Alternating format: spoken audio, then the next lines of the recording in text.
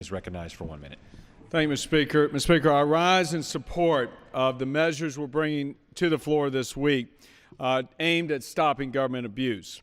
With millions of working middle-class Americans struggling, House Republicans have chosen to lead on the issues that matter to them.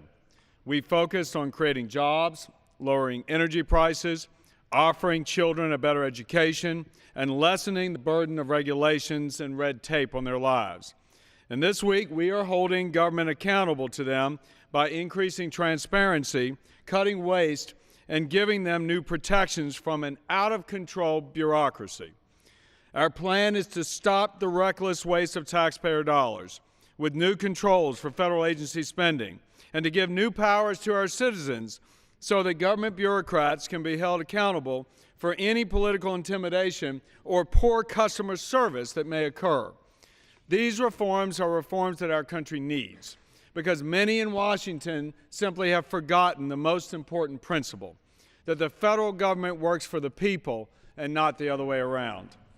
I'm surprised that the Democratic leaders have urged opposition to several of these common sense measures. Why do they want to forbid citizens from transparently recording conversations with federal regulators?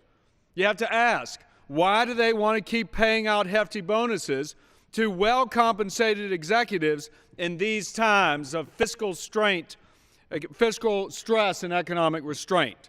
Why is it that the opposition leaders want to keep paying senior federal officials who are under investigation for serious ethical wrongdoing? Why do they want to use taxpayer dollars to do that? It just defies logic, Mr. Speaker. The package of bills being brought to the floor this week are common sense, and they should easily garner bipartisan support. There's simply no reason for members of either party to support mega bonuses, expensive paid vacations, and zero accountability measures for Washington bureaucrats. We are here to represent the people, not the government. Working families in America want to trust their government, and they want to rebuild their faith in our economy. These bills are a much-needed step in the right direction toward accomplishing this goal. I urge my colleagues on both sides of the aisle to support this common-sense legislation, and I urge the Senate to join us in this effort and not waste time while these abuses continue. Thank you, and I yield back. The gentleman